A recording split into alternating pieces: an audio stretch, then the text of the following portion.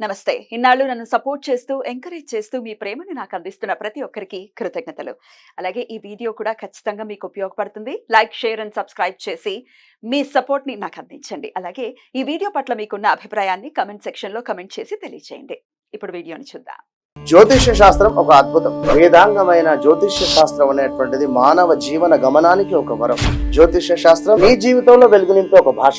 ఆ భాష నీకు అర్థమైతే ప్రకృతి నీతో మాట్లాడుతుంది. అస్ట్రాలజీ నేర్చుకోవాలి అనుకునే వారికి అద్భుత అవకాశం. మురళీధర శర్మ గారి అస్ట్రాలజీ క్లాసెస్ అతి త్వరలో మొదలు కాబోతున్నాయి. 100% జాబ్ గ్యారంటీ. వివరాల కొరకు సంప్రదించండి. నమస్తే, వెల్కమ్ టు అవర్ ఛానల్. నేను పద్మిని. ప్రస్తుతంతో పాటు ప్రముఖ ఆధ్యాత్మికవేత్త, నారీసేన ఫౌండర్, దత్త ఉపాసకురాలు శ్రీమతి లతా దత్త గారు మనతో పాటు ఉన్నారు. మాట్లాడదాం. అక్క నమస్తే. అక్క నమస్తే. జై గురుదత్తారా. శ్రీ గురుదత్త.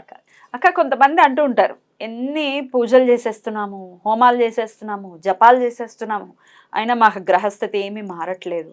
ఇప్పుడు కూడా ఇందాక కూడా ఒక కాల్ వచ్చింది. ఆల్రెడీ ఒకరితో మాట్లాడించడం జరిగింది.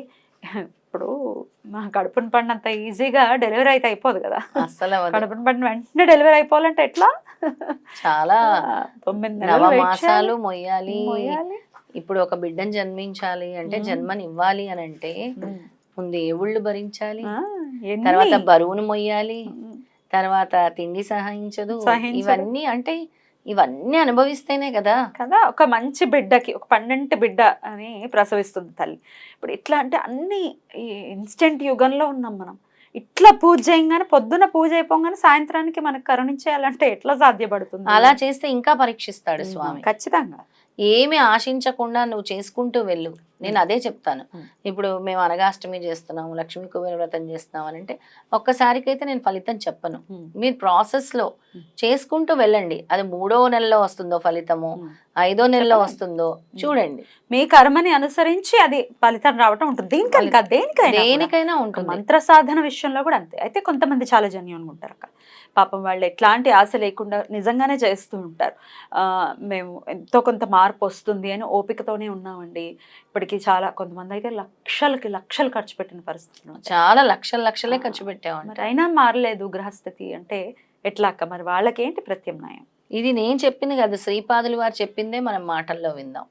ఇప్పుడు నేనేదో చెప్పటం కాదు, ఒక దైవ స్వరూపం, దైవ స్వరూపులే ఆయన. దత్తాత్రేయ స్వామి వారి మొదటి అవతారం శ్రీపాదులు వారి చరిత్ర చదివితే ఎన్నో రహస్యాలు ఆయన చెప్తున్నట్టు ఉంటుంది మనకి. అంటే మన జననం ఎలా ఉంటుంది, స్వామి ఎలా నిర్ణయించి మనని లోకానికి పంపించారు, లేదా మన గరుడ పురాణంలో ఎటువంటి శిక్షలు ఉన్నాయి, ఇవన్నీ కూడా స్వామి మనకి చరిత్రలో చెప్తూ ఉన్నారు. దాన్ని అర్థం చేసుకోవాలి. ఏదో చదివేశామా అంటే కాదు.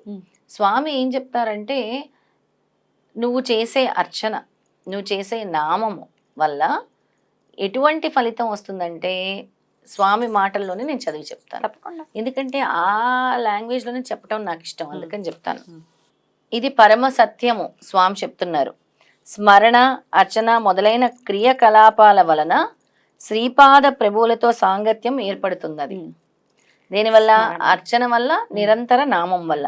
వీటి ద్వారా ఆశ్రితుల యొక్క పాపకర్మలు, దోషపూరితమైన విషయ వాసనలు, సంస్కరణములు అన్నీయూ శ్రీపాద ప్రభువుల చైతన్యంలోనికి ప్రవేశించి మనం చేస్తున్నటువంటి అర్చన, నామము వాటి వల్ల స్వామి మన పాపకర్మలు, దోషపూరితమైన విషయ వాసనలు, చెడు సంస్కరణలు, ఎటువంటి సంస్కారములు ఉన్నా కూడా అవి స్వామిని చేరుతున్నాయి. వెళ్ళి మళ్ళీ శ్రీపాద ప్రభువుల చైతన్యంలోకి ప్రవేశించి వారి నుండి శ్రేయోదాయకమైన శుభస్పందనలో మళ్ళీ తిరిగి శ్రేయోదాయకమైన శుభస్పందనలు మనకు చేరుకుంటాయి అన్నమాట. అది స్వామి చెప్తున్నారు. అది అయితే ఇందాక నువ్వు అడిగావు చూసావా ప్రశ్న, దానికి సమాధానం చెప్తున్నాను.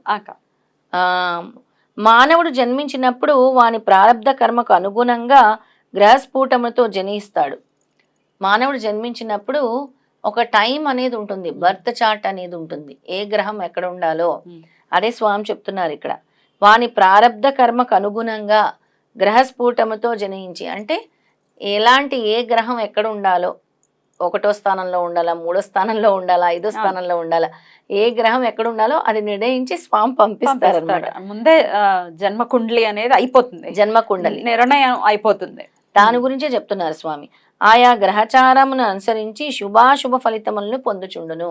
నీ గ్రహ సంచారం బట్టి నీ ఫలితాలు ఉంటాయి అని స్వామి చెప్తున్నారు. గ్రహముల నుండి వెలువడు సూక్ష్మ కిరణములు అశుభమును కలిగిస్తాయి. అశుభమును కలిగించినప్పుడు వాటి దోష నివారణకు మంత్ర తంత్ర యంత్ర వలన ఫలితము వస్తుందేమో అని చేస్తారు. అప్పుడు కూడా కలగనప్పుడు మంత్ర యంత్ర తంత్రము నువ్వు చేశావు, ఆ గ్రహాలు ఇంకా కూడా నీకు అనుకూలించట్లేదు అన్నప్పుడు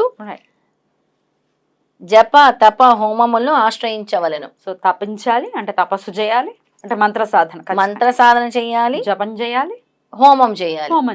జపం చేయాలి, హోమం చేయాలి. తపం అంటే ఇంకా నిరంతరము దైవనామస్మరణే తపం అంటే, ఇంకా వేరేది ఉండదు. వాటి వల్ల కూడా ఉపశమనము కలగనప్పుడు నేను ఇది కూడా చేశా, మంత్రం చేశా, యంత్రం చేశా, తంత్రం చేశా, స్వామి మీరు చెప్పినట్టు జపం చేశా, తపం చేశా, తపస్సు చేశా, హోమం చేశా, వాటి వల్ల కూడా కలుగునప్పుడు ఏం చేయాలో స్వామి చెప్తున్నాడు ఇక్కడ. వాటి వల్ల కూడా నీకు కర్మ తీరలేదంటే నువ్వు ఎంత మూట కట్టుకున్నావు నీ ప్రారంధ కర్మ, అప్పుడు కూడా ఉపశమనం కలుగునప్పుడు శ్రీ గురు పాదుకలే శరణ్యము, శ్రీ చరణులు సర్వశక్తి సంపన్నులలు. శక్తులలో మంచివి చెడ్డవి కూడా ఉండను. ఆయా శక్తులు కలిగించు స్పందనలు శుభములను అశుభములను వసుగుతాయి. ప్రతి గ్రహమునకు మానవ శరీరమందు కొన్ని ప్రత్యేక భాగములందు ఆధిపత్యం కలుగుతుంది. ప్రతి గ్రహం కూడా మన మానవ శరీరం మీద ఆధిపత్యం చూపిస్తూ ఉంటుంది. కొందరికి శుక్రుడు, కొంతమందికి గురుడు, కొంతమందికి కేతువు, కొంతమందికి రాహువు, కొంతమందికి చంద్రుడు వాళ్ళంతా చూడు ఎప్పుడు కూడా ఆలోచనలతోని యాంగ్జైటీ డిప్రెషన్ అంటే ఆ గ్రహ ప్రభావం ఉన్నప్పుడు. కుజుడు చూడు కోపం ఎక్కువ ఉంటారు, కుజుడు వాళ్ళు అగ్నిపర్వతం లాగా కోపం ఎక్కువ ఉంటూ ఉంటారు, అలా ఉంటుంది. గురువు చూడు చక్కగా ఉంటారు వాళ్ళు, అంటే గురువు అనుగ్రహం ఉన్నప్పుడు. గురువు మళ్ళీ అనుగ్రహం లేనప్పుడు అదే రిజల్ట్స్ ఉంటాయి. జాండీస్ లాంటివి, ఆరోగ్య సమస్యలు, చాలా బాధలు పడటము, ఇలాంటివన్నీ కూడా ఉంటుంటాయి అన్నమాట. అలా స్వామి ఇక్కడ చెప్తున్నారు, ఏ భాగం ముందు ఆయా గ్రహముల ఆధిపత్యం ఉంటుందో అలా అవుతుంది. విశ్వ చైతన్యం నుండి ప్రవహించు సూక్ష్మ స్పందనలు గ్రహించినప్పుడు అనిష్ట ఫలములు సిద్ధిస్తాయంట. అలాంటి స్పందనలు కలుగు ఆకర్షణ వికర్షణలు తేడాలు ఉంటాయి. అందుకే సజ్జన సాంగత్యం కలిగిన వ్యక్తి దుర్జన సాంగత్యం అనేది చాలా ఇంపార్టెంట్. అందుకే గుడ్ ఫ్రెండ్స్ బ్యాడ్ ఫ్రెండ్స్ గురించి కూడా చరిత్రల నుంచే చెప్తూ ఉంటారు.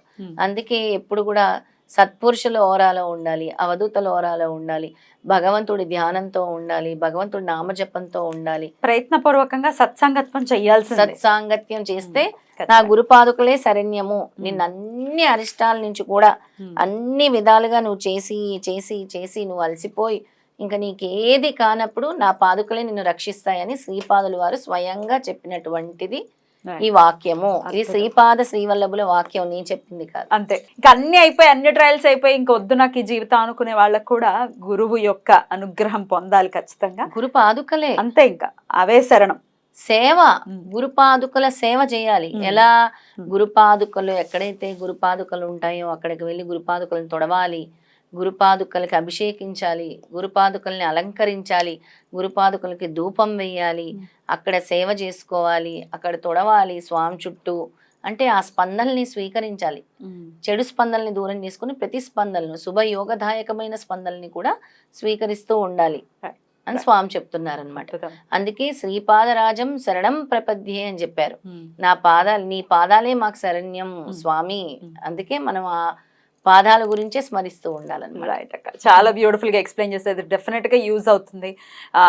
కొన్ని కమెంట్స్ వస్తుంటాయి, ఎన్ని చేసినా మాకేం లాభం లేదు, మీరు చెప్పేవన్నీ ఇది, మీరు చెప్పేవన్నీ అది. అంటే మీ ప్రారంభం బట్టి ఉంటుంది. ఎండ్ ఆఫ్ ది డే మీకు ఉపయోగపడాలి, ఇలా ఎవ్వరూ కూడా కష్టపడకూడదు అన్న ఉద్దేశంతోనే వీడియోస్ చేయడం జరుగుతుంది. అదే నేను చెప్తాను ఏమనంటే, పద్మిని ఒకసారి హోమం చేసుకున్నాం మాకు ఫలితం రావాలి, ఒకసారి వ్రతం చేసుకున్నాం ఫలితం రావాలి, లేదా మేము ఈ అష్టోత్తరం చేసాం మాకు ఫలితం రావాలి అని ఆశించకండి దయచేసి. స్వామి మేము చేసుకుంటూ వెళ్తూ ఉంటాం, మీరు ఎప్పుడు కరుణిస్తారో కరుణించండి, ఎప్పుడు అనుగ్రహిస్తారో అనుగ్రహించండి.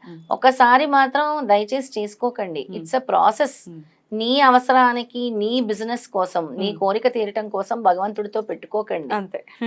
నువ్వు భక్తితో, ప్రేమతో, ఆర్తితో పెట్టుకో, స్వామి నిన్ను వెంటనే అనుగ్రహిస్తారు. అద్భుతంగా చాలా బ్యూటిఫుల్ గా ఎక్స్ప్లెయిన్ చేశారు. కృతజ్ఞతలక్క. నమస్తే. శ్రీపాదరాజం శరణం ప్రపద్యే. శ్రీ దత్తరాజం శరణం ప్రపద్యే.